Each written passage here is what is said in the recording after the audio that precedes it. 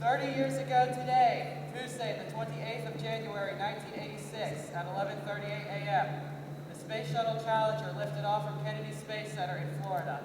On board were 7 crew members: Commander Francis R. Scobie, pilot Michael J. Smith, Mission Specialist Ellison S. Odazuka, Mission Specialist Judith A. Resnick, Mission Specialist Ronald E. McNair, Payload Specialist Gregory B. Jarvis, and Payload Specialist and Teacher S. Krista McAuliffe. Their mission was to deploy a satellite to study Halley's Comet.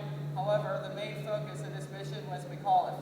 Her trip was widely publicized for her position as the first non-military civilian to fly aboard the Space Shuttle as part of the Teacher in Space project. Once in orbit, she would conduct lessons for students watching live from Earth to teach them about space and various aspects thereof. The shuttle was planned to return to Earth on the 3rd of February after completing 96 orbits. Approximately 41.4 million Americans, children and adults alike, were watching the historic launch televised live. 73 seconds after liftoff, the rocket booster violently exploded, destroying the Challenger orbiter and killing the 7 crew members.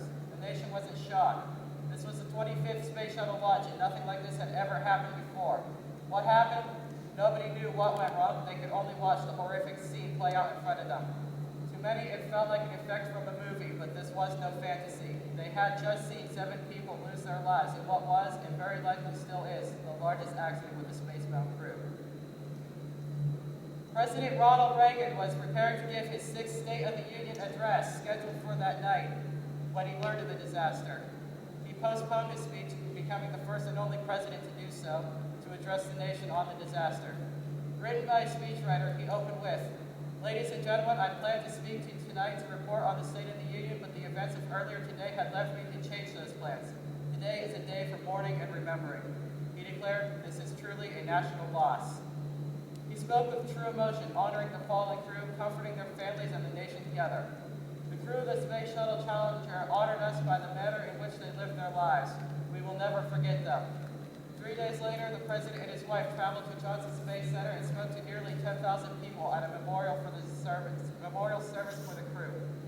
He stated there, "Sometimes when we reach for the stars, we fall short, but we must pick ourselves up and press on despite the pain." True to President Reagan's word, we, 30 years later, have not forgotten this terrible tragedy. We've likely all seen the footage or heard of the disaster at some point. Some of us may even remember the disaster occurring. In 2003, when the Space Shuttle Columbia disaster occurred, the Challenger was mentioned extensively as well, and as that happened in likely all our lifetimes, this disaster is still well known. And even 3 decades after it happened, the 7 crew members, Scobie, Smith, Odazuka, Resnick, McNair, Jarvis, and McAuliffe, still live on in the memories of those who witnessed the disaster and as pioneers of exploration, bravery, and courage.